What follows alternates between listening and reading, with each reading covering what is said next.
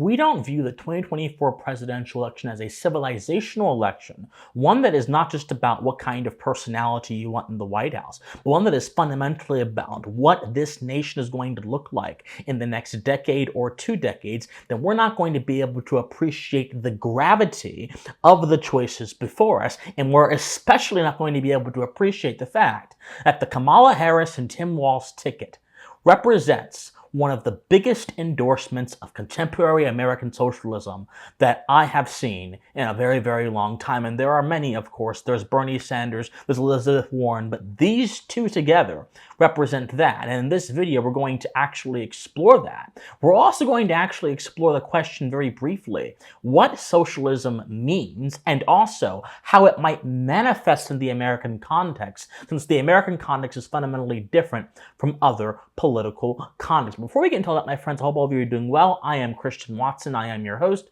If you enjoy political and social commentary with a philosophical bent, then I must implore you, please like, share, comment, subscribe. Do whatever you can to help us get our message out there, even if you disagree with me. Thank you guys so much for watching, and now please enjoy the video. So, in order to figure out how Harris and Walz are socialists, because I understand there's going to be an objection or a question, well, Christian, how actually do you know that they are both socialist? You must look at their stated values and the presuppositions, the implications of their stated values, as opposed to looking at solely their policy positions.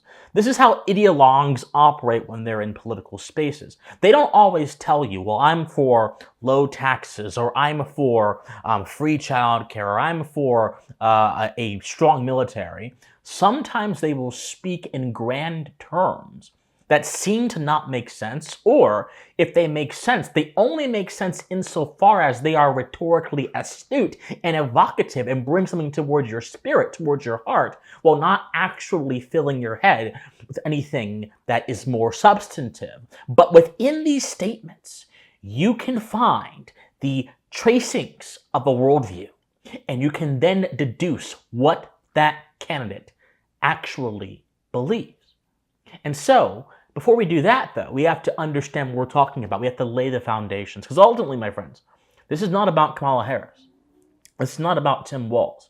It is futile to focus on personalities, because personalities come and they go. But foundations, principles, philosophies, worldviews, they remain, and they simply assume different forms throughout history. We have been dealing with socialism in the West for well over 180 plus years, perhaps even more than that. We have been dealing with so many different worldviews for longer than that. We have been dealing with so many different phenomena that just appear differently in different times. So let's wise up and let's understand foundations. So the question is, what is socialism? This is actually a very important question, because many people take their understanding of socialism for granted. Well, to answer this question, I'll bring you 2 primary sources.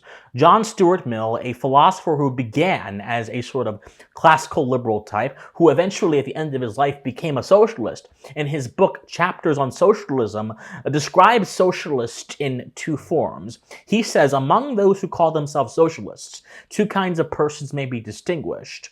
There are, in the first place, those whose plans for a new order of society, in which private property and individual competition are to be superseded, and other motives to action substituted, are on the scale of a village community or a township, and would apply to an entire country by the multiplication of self-acting units. Then he says there is another group of socialists. He says the other group are a product of what he calls of Britain, and they are the revolutionary socialists who propose themselves a much bolder stroke than the first group. Their scheme, I quote, is the management of the whole productive resources of the country by one central authority, the general government. And with this view, some of them avow as their purpose that the working classes, or somebody in their behalf, should take possession of all the property of the country and administer it for the general benefit. Now, there's another definition of socialism that comes from a writing called The New Catechism of Socialism, which was written in the early 1900s. And this says, by socialism, we understand the system of society, the material basis of which is social production for social use. That is, the production of all the means of social existence, including all the necessities and comforts of life, carried on by the organized community for its own use collectively and individually. Socialism, simply put, in broad strokes, there are differences, there are subgroups, there are all kind of subtypes, but socialism generally means the application of political power to reorganize the society at hand with a mindset to be beneficial for the working classes on the basis of the community. Let me say that again. Socialism means applying political power with a mindset of helping the working classes, justified by the community, and this will sometimes take the form of the redistribution of wealth, of welfare programs, so on and so forth, of punishing those who are seen to be in the adversary classes, the rich, so on and so forth. This is fundamentally what socialism is. Socialism is simply this idea that you can reorganize society and improve the conditions of man and beat scarcity by political power. When you look at what Harris and Walz has said, it should be more than obvious to you that both John Stuart Mill's definition of socialism and this new catechism of socialism absolutely fit their goals. So for example, let me go back to what I was saying about what their values imply. Harris recently said at a rally in Detroit that fundamentally she believes in the collective. Why? We believe in the collective. We're not falling for these folks who are trying to divide us, trying to separate us, trying to pull us apart. That's not where the strength lies. This comment is rather disconcerting for several reasons.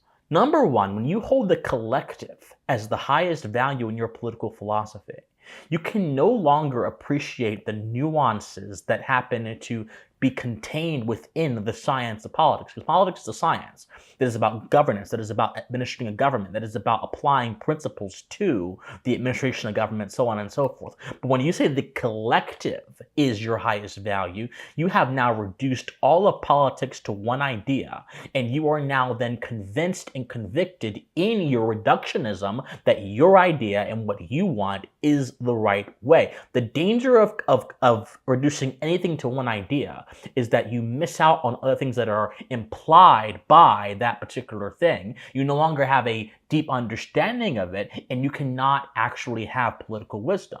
In the lack of political wisdom, there is most certainly tyranny. But the other danger of this collective idea is that saying something is based on the collective or other variations of this phrase, the common good, the greater good, the public good, whatever tormented phrasing people want to use to justify their bad, hellish ideas. To say that things are based on those things is to actually be unintelligible, because none of the things I just mentioned to you, the common good, the greater good, or the collective, actually convey any political values except that which the person speaking wishes for them to convey. So what am I trying to say? What I'm trying to say is a socialist can use the word the common good to push socialism. A Democrat can use the word the common good to push their idea of democracy. A traditionalist can use the word common good to push their idea of tradition. When you have words that are malleable, you cannot assure the just use of political power. You cannot assure the diffusion of tyranny. You cannot assure that government remains within its limits. You cannot assure that power is wielded morally.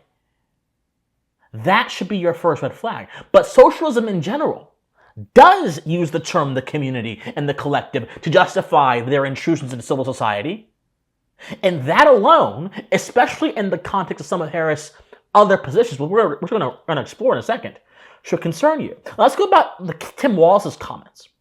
Tim Walz said during a fundraiser for Harris that one person's socialism is another person's neighborliness. Watch. Don't ever shy away from our progressive values. One person's socialism is another person's neighborliness. Just do the damn work. Well, first of all, neighborliness and socialism are two different things. Socialism implies redistribution of wealth. It implies class warfare. It implies expropriation, the stealing of resources for the benefit of others. It implies antagonism within society. It implies a totalistic class worldview of society as opposed to having an individual worldview of society, as opposed to having a more community-centered worldview of society that takes into account moral values and moral principles as opposed to what someone's material wealth is it applies so many different things that ultimately lead to some kind of conflict or tiff, whereas neighborliness implies beneficence towards your neighbors. It implies cooperation. It implies goodwill. It implies that you're going to use your reason to understand your neighbors and use your reason to settle disputes as opposed to using force of arms. Neighborliness and socialism are of two different natures. And yet the fact that Walz said that implies that he has a communitarian collective ethic that is endemic to socialism. I can go on. Look at some of Kamala Harris's comments about the green energy and the Green New Deal. Kamala Harris quite literally said that she's going to ensure that children can breathe again and that society is improved by using the centralized powers of government to rearrange how we use energy in this country. Watch. When we invest in clean energy and electric vehicles and reduce population, more of our children can breathe clean air and drink clean water. Wow. That is effectively socialism. Let's look at Tim Walz's record as a governor. Tim Walz, in fact, it was actually noted by the Tax Foundation that Tim Walz, during his tenure as governor, actually doubled down on the system of progressive taxation. That means the more money you make, the more punished you get by the government for making more money. The less money you make, the less punished you get. This is obviously a class-centric taxation system that says the higher classes are evil and lower classes are good and need to be protected for some reason. And so the Tax Foundation said that Tim Walz doubled down on Minnesota's status as a high-tax state, and that he actually increased taxes several times over the course of his tenure as governor in order for the wealthy to pay their fair share, in his own words. So there's a debate to be had amongst reasonable people that taxation itself is a moral evil. Okay, that's a debate you can have on your own terms. But there is no thinking person that actually understands first principles and understands socialism as an ideology can actually tell you that progressive taxation is not the most outwardly socialistic kind of taxation that there is, because progressive taxation actively punishes you for earning more. It actively punishes you more philosophically for wielding your human potential towards greatness, towards excellence. It actively punishes you if you are successful. And in the socialist worldview, this is a war of the classes, and there should be all one society coming together where material needs are insignificant. That must therefore mean that there is not going to be any wealth inequality. And if there's not going to be any wealth inequality, how do you best ensure that? You best ensure that by making sure those who are wealthiest are brought down to where those who are not wealthiest are. You basically make everyone equally poor. That's the outcome, at least. They'll never say that, but that's the outcome. So I presented these things to you, and it's very obvious to me that keeping in mind the foundations that I have laid out previously, and keeping in mind the positions of Walz and Harris, and keeping in mind the values they have stated, the more rhetorical, ungrounded values they have stated, are all clearly socialistic in nature, if they're not socialistic in content. This is not about Walz or Harris. This is about what kind of civilization do you want America to become over the next few decades. There are electoral problems and there are civilizational problems. And I dare say to you that if the right does not actually focus on establishing strong foundations and picking up those mantles and taking them into the future with the fire of philosophy, the fire of natural law Americanism, the fire of using your rationality, the fire of actually connecting to what our founding fathers, by virtue of being an American, who you are a benefactor of, who you are a protege of, by virtue of being American, if we don't actually embody these things, we will lose the fire, we will lose the country, and we will lose exactly what they entrusted us, generation after generation after generation, to preserve. If we focus on personalities and we don't focus on these things that are more fundamental. The Harris and Walz ticket is a restatement of socialism. It is American branded socialism that comes in the name of being a neighbor, that comes in the name of helping the poor, that comes in the name of making sure downtrodden children can breathe and eat okay. But in all reality, it does nothing more but embrace this anti-human sentiment that tears down others who aspire to greatness, that tears down the freedom needed to be good in society, and that also tears down the possibilities for those who dream big and who through merit aspire aspire and achieve big. It tears down. It's a philosophy of resentment, and that is what we are facing right now, my friends. Wake up out of your slumber. This is not the time to go to sleep. This is not the time to be complacent. This is not the time to worry about Kamala's laugh or her race. This is the time to tap in to these decades of knowledge. This is the time to tap in to what is known and available to you via the internet. And this is the time to assert with your God-given mind the truth. Nothing else is acceptable. I'm done. All of you, thank you so much for watching. Like, share, comment, subscribe. Do whatever you can to get our video out there. If you want to support me, you can donate as well. My friends, study history, study philosophy, remain morally convicted, and please stay pensive and fight socialism.